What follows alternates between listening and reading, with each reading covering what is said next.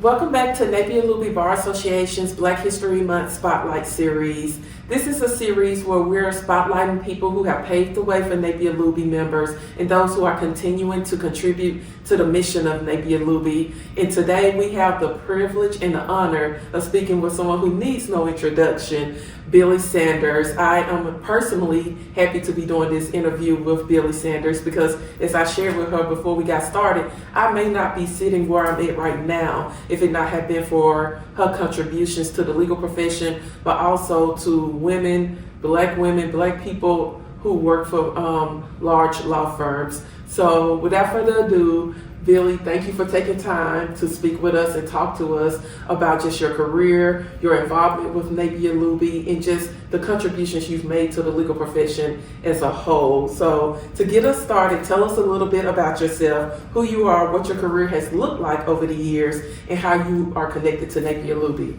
Well, Cynthia, thank you. And I do consider you to be part of my legacy. So I'm glad that you're here. Thank you. Well, I grew up in Louisville, Kentucky. I was the fourth of four children of my parents, Margaret and Joseph Bowers. And I graduated valedictorian of my high school class. I came to Nashville to go to Fisk University. And after I finished Fisk, I went to Vanderbilt to law school. While I was in law school, I worked part-time at Woods & Woods, which was a small general practice law firm. I was the first black person that they had hired. I didn't know about these programs where you go into large law firms and you clerk. That was not accessible to me at that time. And there I gained mentors. Frank and Larry Woods were the partners there, and later, I guess by the time I was graduating from law school, Frank Woods, who was a partner at the firm, became the president of United American Bank, and he hired me as the in-house counsel of United American Bank. And that was the first black person to be an in-house counsel at a bank in Nashville. Impressive. And so I stayed there for about 5 years, and then I went to work at the Tennessee Public Service Commission. And from there, that we regulated public utilities. I represented the public interest in regulating investor-owned utilities like gas companies, light companies, water companies, and so forth. And it was at the Public Service Commission that some folks from Waller Lanston came and just happened to have a case there. And I ended up joining Waller Lanston as an associate and later became a partner at Waller. And I was the first black female partner at a large majority firm in Nashville. And I retired from Waller, and now I am a semi-retired attorney. I am an arbitrator for the American Arbitration Association. And I am doing probate work now. When I was at Waller, I did general corporate work. I did state and government relations. And I also did regulatory work before the Public Service Commission. And I did land use work. I represented clients from small companies to the Fortune 1 company. And one of my relationship clients was one of the top 10 clients of the firm. That's impressive. That's definitely a rich history and career background that has undoubtedly paved the way for, like I said, many of us. So when you think back and look back over all the things you've done, and you started off being the first of many, even when you were in law school, what work or purpose has most defined your journey? Well, I would say that I always wanted to exude excellence. When I was a child, I made straight A's in school. I decided when I was in middle school I was going to be the valedictorian of my class. And so I've always been competitive. Mm-hmm. And I always wanted to help people. I was in a lot of organizations when I was in high school, and even as a professional, I've always been involved in civic engagement, and I like to help people to understand the importance of civic engagement and to understand really how the laws affect their everyday life. One of my passions is to encourage people to vote, and I'm very passionate about that. I'm also passionate about teenagers. I've worked with teenagers in my, I teach the teen Bible class at my church, and I will say that's very important in my life. I mean, I'm a child of God. I'm one of the founders of Metropolitan Interdenominational Church, which my husband is the pastor. And my family life is also very important to me. It drives my purpose. I have 3 children, 3 adult children and 3 grandchildren. So I've always been in the process of balancing my career with my family. But my family is the most important thing, you know, God, family, and the community. So I'd say, you know, I really like to help people solve problems. And I also, internally in institutions, try to make the culture better and also challenge some of the things that are going on. Why are we doing this? And I've done that. And I have to say this, as a woman working in a male-dominated profession, I've done some things that, you know, I just asked for some things that I didn't know whether they were going to say yes or not, but I had to be aggressive about it because, you know, I am a Black woman. So sometimes when I have issues or there have been issues about discrimination, I don't know which it's coming from, my womanhood or my Blackness. So when I was at the bank, I was carrying my first child after several years at the bank, and at that time women got 6 weeks maternity leave, and I thought, that's not enough. And so I asked for 3 months. I didn't know whether I was going to get it, but I took the chance and I asked and I got it. When I went to the Public Service Commission, I was actually going there originally part-time, and because my daughter was very young at that time, and there was another woman who I was taking her position while she was out on maternity leave, and when she came back, she said she didn't want the job full-time, and so we put together a proposal to share a job, and we did that for about 2 years, and 2 or 3 years. I had another baby during that time, and when he went to preschool full-time, we both went back to work full-time. But that was unprecedented in state government, that they would allow people to work part-time like that and share a job. And the men got advantage of it too, because they started doing flex time for men. And some of them, you know, instead of coming 9 to 5, maybe they worked 7 to 3 or whatever. So it worked out for everybody. So I pride myself in also changing the culture internally. And that's so needed and necessary. We need people like you who aren't fearful of asking questions or saying, hey, there's more than one way to do this. We can be just as effective, or just changing things that just need to be changed. Because I think some people get caught up on, well, this is the way we've always done it, but had you not spoken up, you would have had 6 weeks, and you know that's not enough time. Right. You know, but I'm glad we have people like you who make it easier for the people who have come before you, come behind you, and I think that's a reminder to us to use whatever position we're in to change the culture and to make it better and to adjust things that really do need to be adjusted. Don't just be quiet about it, but to speak up and ask questions. So we all are beneficiaries of that, so thank you. So speaking of, Napier-Looby, tell us, how did you first get involved with Napier-Looby? And I know whether it's the association or the foundation, you've been very active with the foundation and the association. So tell us, how did you first get involved and what keeps you involved?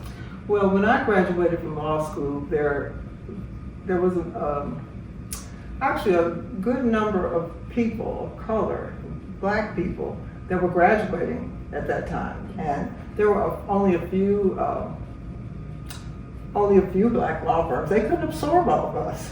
So we had to think of other things to do. Some people, started their own firms and so forth, but so we kind of had to start thinking out of the box, and a lot of us, went into government and so forth. And I wanted to be involved with Napier-Looby because there were black attorneys there that I admired, that I wanted to learn from.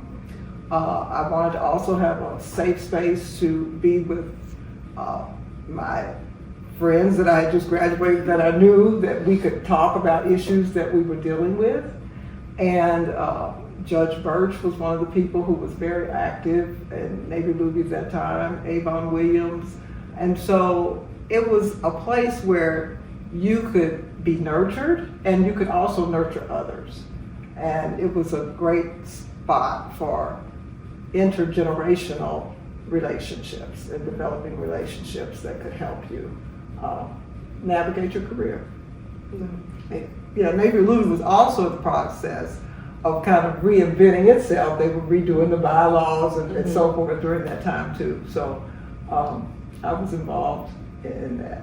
And I think it's important to have those organizations to be a safe place and to get advice and wisdom from people who have walked the path that we're trying to walk, right, and who have navigated it, and to just be able to socialize and say, hey, I have this issue going on, and you may not want to talk to somebody who you work with about that, but to somebody you can trust and be like, okay, what are your thoughts on this? Whether I'm right or wrong, you can tell me. Right. You probably need to look at it like this, or like, no, you should say something. Right. It could be either one. So I think that's really important. So when we talk about Black history just in general, it means a lot of different things depending on who you ask. But it carries both legacy and responsibility. How would you say Black history has shaped your why or the way you've navigated the legal profession? Well, Black history is American history. And it's also world history. Yes, that's true. And I think it's important for everyone to know the true history of America. And that's not taught in the schools in the way it should be taught. And of course, you can't teach what you don't know. Sure. And I think some people harbor stereotypes of Black people because they don't know the true history. I mean, Black people came to this country as slaves, and they were used as free labor. And that's what made a lot of white Americans rich. Mm-hmm. Can you imagine having a farm today and not having to pay the labor? Or having any kind of business, having free people, having people cook your meals and clean your house and not pay them? You could be really rich. Good. Well, that's how this country was built. So it was built on the black people. So when people get upset about affirmative action, I say, well, we've always had affirmative action. Black people need not apply. Black people need not be paid. So we're just trying to help. I think in Black History Month, we need to educate everybody, not just Black people, white people of all cultures, of what is the true American history. And maybe if they understood how inhumanely Black people were treated and how we were left out of the economic resource of this country through the law, and we weren't allowed to vote, then they would maybe understand that the reason why we are sometimes at the bottom of the economic rung is not because we're not trying, it's because we haven't had opportunity. Right. And that the laws have even prevented us. And I think a lot of people don't know that because it's not being taught in a lot of schools. I understand it's not being taught in the public schools anymore. So if you don't know that and all you hear is stereotypes about Black people, then you say, oh, well, they're just lazy. Well, no, people that worked in the fields sun up to sundown are not lazy. Who took care of your children? Who's the lazy one? Who didn't cook their own meals and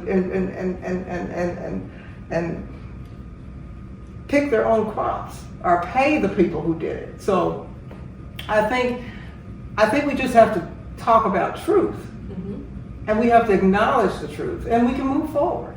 But I think that's the challenge that we have. And some people don't want us to want the public, want general people, the public to know the history because they don't want anything to change. And I think if people knew, especially the young people knew the truth, maybe they'd say, oh, well, maybe it's okay. I didn't know that to be the truth. And I've talked to people one-on-one, because that's another thing I try to do is just change hearts and minds one-on-one in my sphere of influence. And they'll say, well, I didn't know that.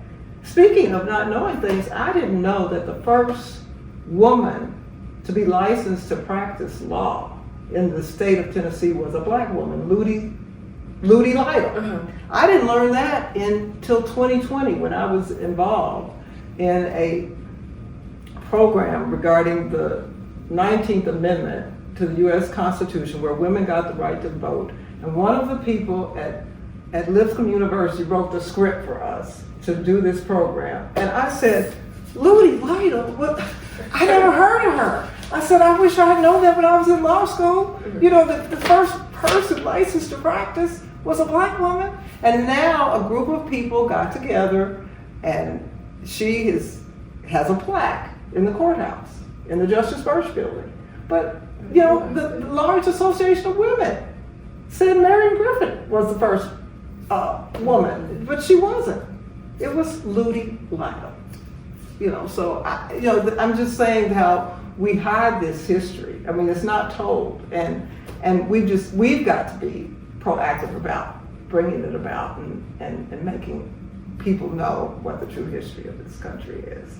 I think that's 100% correct, because I just think about, even when I was growing up, we learned some Black history, but a lot of what I learned was taught in my own household. Yes. Or when I even got to college, it was stuff that I didn't learn growing up in my household that I learned about, and then that piqued the interest to where I would go and learn different things. But I remember two defining moments that stick out in my head as it relates to Black history. I was in high school, and a lady who, we were in the same grade, and we went to the different school districts, and I can't remember who, it was like, let's just say Martin Luther King. It wasn't Martin Luther King, but somebody that, even if you know nothing about Black history, you should know about this person. Mm-hmm. And I mentioned this person, and she was like, who is that? And I was like, how do you not know this? But she'd never been taught it. Mm-hmm. And this was a Black woman.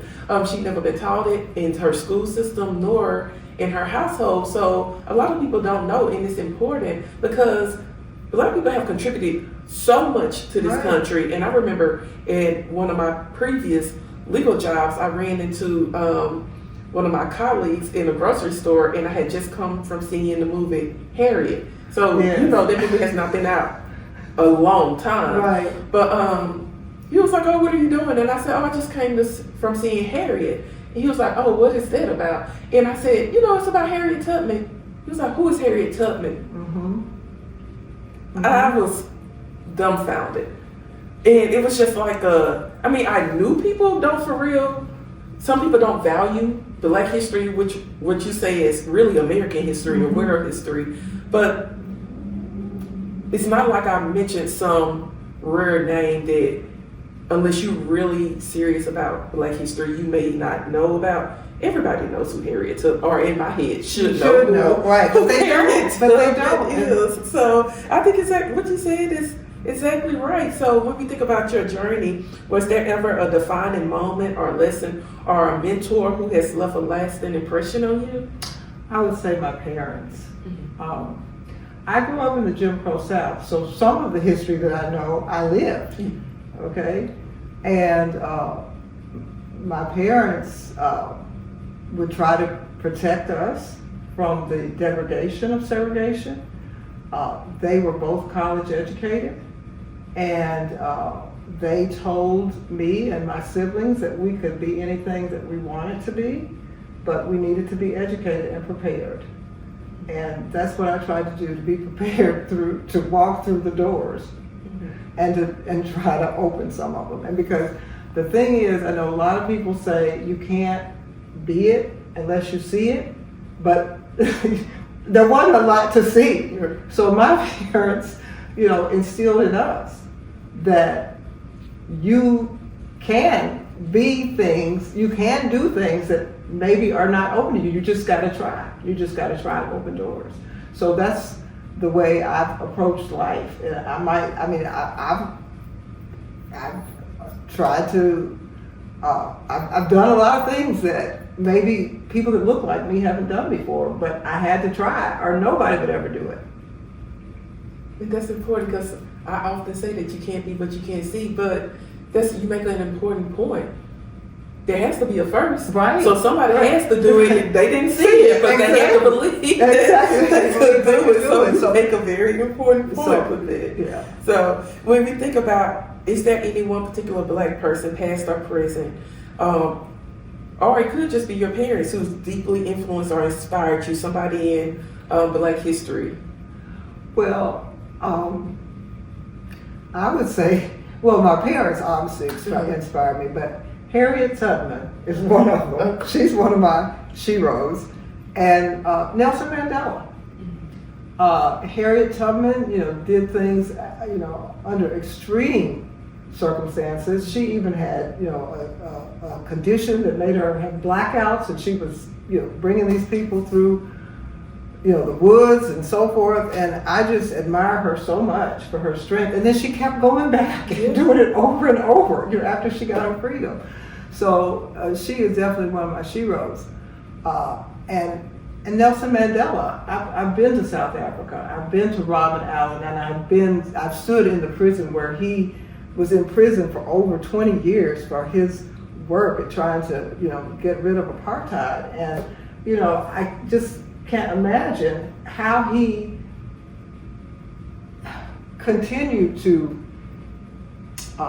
just have the fortitude to withstand that imprisonment that long, and then come out and become the leader of South Africa. So I certainly admire him, and I would love to be able to speak to him and to Harriet Tubman. Those are two great people. Great people. I would want to know, see your notes from those meetings, because that takes a lot of courage and bravery, right, and commitment to the cause. Right. Because if you're not committed or really believe that there's a purpose, to have to endure that, you would just be like, it's not worth it. Right. So those are good people. So we've talked about your history, or your career, the things that you've done. What's something that people may not know about you? Even if I have your resume, what's something we may not know about you? Did you have any hobbies or interests that keep you going outside of your career? Yes. I love to dance, and I love to play tennis. Oh. And I have always liked dancing. I mean, that's, how people have a phantom career that you kind of know you won't pursue. But I mean, mine would be to be a prima ballerina like Misty Copeland. Another trailblazer. And but I took dancing lessons when I was a little kid, ballet, tap, toe dancing. And when I was at Fisk, I was in the modern dance group orchestras.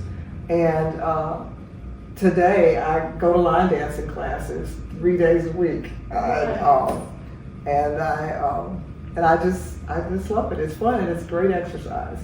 And my godmother gave me a tennis racket when I was 6 years old, and said, this is a sport you can play all your life. And I kind of played at it here and there, took lessons, blah, blah, blah, but never had time to pursue it as intensely and as often as I do now. And so I usually play tennis at least 2 to 3 times a week now. Oh, that's interesting. Both of those are really cool. So you stay very active on top of your already semi-retirement schedule. So that's really cool and interesting information. So in wrapping up, as someone who has helped pave the way, what would you say legacy means to you? Like, what do you believe in, like Black excellence, legacy? What does that mean to you moving forward? Well, legacy to me means opening doors and having something you can look back on that you accomplished to help people. And because when I say, I maybe was the first one, this and that and the other, it's not because I'm saying it's a badge of honor. It's because there was little opportunity. So I don't want to be just the first. I don't want to be the last. I want to make sure that somebody else comes behind me. And that puts an extreme amount of pressure on you because, you know, there's so many people that if the person that they hire as the first doesn't do well, then they won't hire anybody else. Mm-hmm. So I want to make sure that there are people that come after me. And so as I said, you're a part of my legacy. And so I try to mentor people when I can, you know, and I just want to make wherever I have been better when I leave. You know, and that doesn't mean it doesn't change, because I've been some places where I felt like I put some things in place, and then when I left, they changed, you know. So you just don't know what's going to happen. But I really want to be able to help other people climb and reach their goals. Well, that's beautiful. And I will say, when I first moved to Nashville and I got the job at Waller Langston, George and Davis, now known as Holland and Knight, you were one of the first people that I wanted to meet because I knew you'd come before me and you'd open up those doors. And so, and I know that adds to the pressure of people coming behind you being like, hey, tell me about your journey. So you have played a positive role in my life and in my career since I've been here in Nashville, because we've gone to lunch. You were always open to having lunch with me and talking about my career. So I just want to say thank you for that, but also thank you for sitting down and having this conversation with us for Napier-Looby. We wanted to highlight you, so thank you for making the time. Well, I'm honored to have been asked to do it, and I just appreciate you taking the time to have this program. Thank you. All right.